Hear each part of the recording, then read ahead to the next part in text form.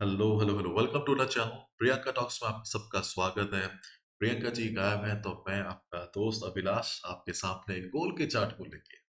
तो जैसे कि मैंने आप सबको सुबह बताया था कि कल सीपीआई का न्यूज़ आने वाला है और before a big event like CPI हमें मार्केट में बहुत ज़्यादा वॉलेटिलिटी देखने को नहीं मिलता है।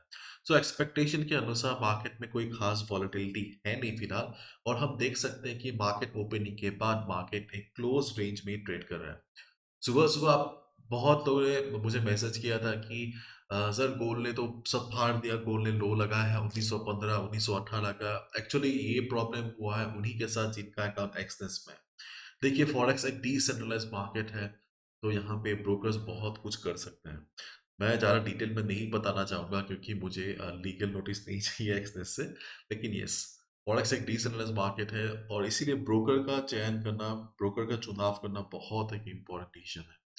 सो बस बी केयरफुल, मैं बस इतना ही कहना चाहूँगा।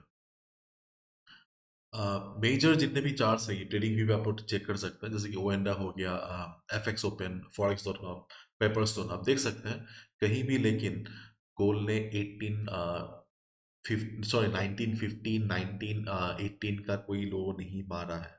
सो एक्सनेस के क्लाइंट्स को ही ये दिक्कत हुआ है and most of the clients का स्टॉप लॉस हिट हो चुका है। So this is not a very good sign. So anyways अभी गोल्ड फिलहाल है 1937 पे। So this is the current market price. और सुबह मैंने आप लोग को जो बताया था फिलहाल वही स्ट्रेटजी हमें फॉलो करना पड़ेगा। ओवरऑल मार्केट का सेंटीमेंट अभी भी नीचे की तरफ है क्योंकि मार्केट ऊपर गया था इजराइल पैलेस्टाइन के कॉन्फ्लिक्ट की वजह से। एंड फिलहाल मार्केट उस न्यूज़ को काफ़ी हद तक डाइजेस्ट कर चुका है कि ये जो कॉन्फ्लिक्ट है और कई दिनों, हफ्तों, महीनों तक चल सकता है। सो वहां से कोई रेस्पॉन्स नहीं है फिलहाल। मोरलेस मार्केट फिलहाल इंतजार कर सीपीआई की तरफ देख रहा है एंड हम एक्सपेक्ट कर सकते हैं कि मार्केट फिलहाल सीपीआई से पहले इसी रेंज में ट्रेड करेगा। तो फिलहाल मार्केट का जो स्ट्रक्चर है वो काफी हद तक बेयरिश है, market sentiment, market structure bearish है। सो ट्रेंड को फॉलो करते हुए सेल का पोजीशन लेना ही हमारे लिए सेफ रहेगा।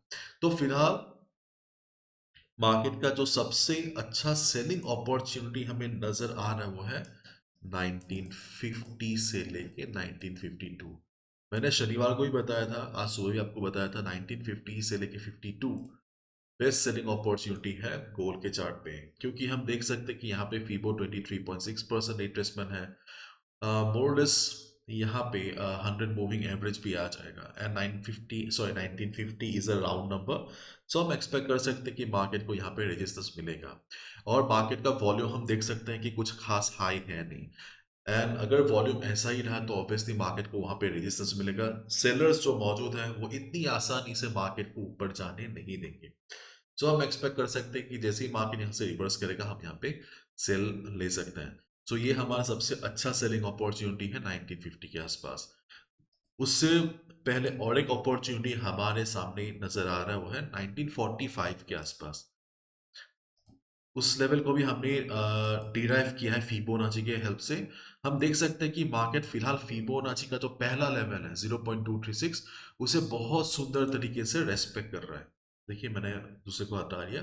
तो देखिए फिलहाल फिबो का 23.6% रिट्रेसमेंट लेवल बहुत ब्यूटीफुली रेजिस्टेंस का काम कर रहा है।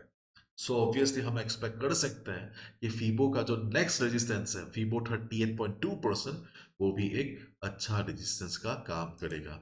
सो अगर इसी वॉलेटिलिटी के साथ मार्केट ऊपर की तरफ जाता है, ऑब्जर्व द मार्केट अराउंड 1945 से लेके 1946।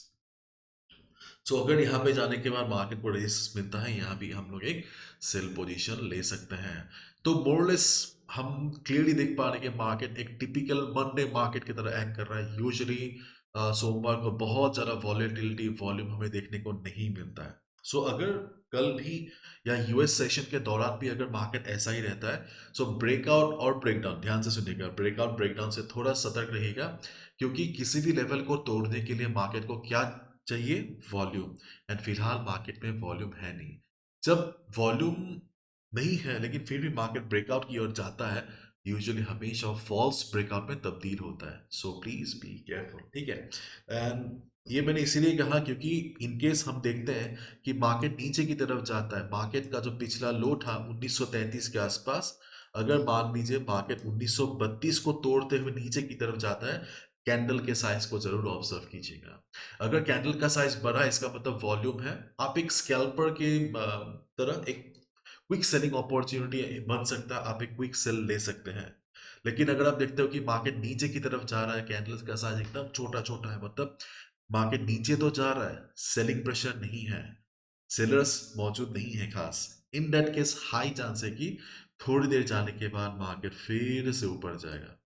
तो जो लोग भी यहाँ पे सेल लेंगे, हर कोई यहाँ पे फंस जाएगा, ट्रैप हो जाएंगे। इसीलिए वॉल्यूम की बहुत ज्यादा आवश्यकता होती है किसी भी ब्रेकआउट और ब्रेकडाउन में। एंड मैंने आपको शनिवार को ही कह दिया था ऑलरेडी कि अगर मार्केट 1930 को तोड़ता भी है, अगर आपके पास एक्सपीरियंस है तब आप क्विक सेल ले सकते हो, लेकिन बहुत ज्यादा एक्सपेक्ट मत कीजिए। 1925 से लेके 1930 का जो लेवल है ना, बहुत गड़बड़ करने वाला है। और अगर 1925 टूट जाता है, लेट्स एज्यूम कि कल सीपीआई का न्यूज आता है, उसके बाद टूट जाता है, तब आप लोग मान सकते हैं कि ना भाई मार्केट नीचे की तरफ जाएगा।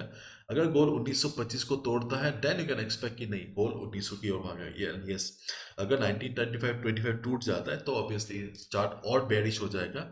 इन दैट केस हम एक्सपेक्ट कर सकते हैं कि गोल 1900 की तरफ भागेगा। तो फिलहाल देखते हैं गोल किस तरफ भागता है। फिलहाल तो एक रेंज में ट्रेड कर रहा है, एंड हम क्लियरली देख सकते हैं कि फिलहाल कोई खास अपॉर्चुनिटी यहाँ पे नहीं बन रहा है।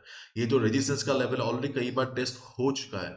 अगर आप सोच रहे हो कि फिलहाल अभिलाष भाई तुम बताओ फिलहाल ट्रेड कहाँ पे बन रहा है, हर समय ट्रेड नहीं बनता है, और फिलहाल भी कोई ट्रेड नहीं बन रहा है पुल के चार्ट पे। ट्रेड बनेगा कब, अगर हमारे लेवल तक आएगा तो, ठीक है। क्योंकि ये एक कड़वा सच है, हम हमेशा ट्रेड करना चाहते हैं, लेकिन अगर आप हमेशा ट्रेड करना चाहोगे तो हमेशा फंसने का चांस भी बहुत ज़्यादा रहता है, ठीक है। सो मार्केट को देखिए, मैं जैसे कि मैं हमेशा कहता हूँ, मार्केट को हर प्राइस लेवल पे समझ पाना, प्रेडिक्ट कर पाना असंभव है। सो इसीलिए हमेशा उन्हीं लेवल्स पे ट्रेड करने की कोशिश कीजिए जिनकी आपको समझ हो, ठीक है। तो बस लेट्स वेट एंड वॉच, इंतजार करते हैं।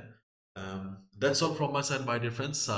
कल तक के लिए थोड़ा केयरफुल रहेगा, क्योंकि हो सकता है मार्केट ऐसे ही साइडवेज और चॉपी रहे, ठीक है। चलिए बाय बाय, टेक केयर।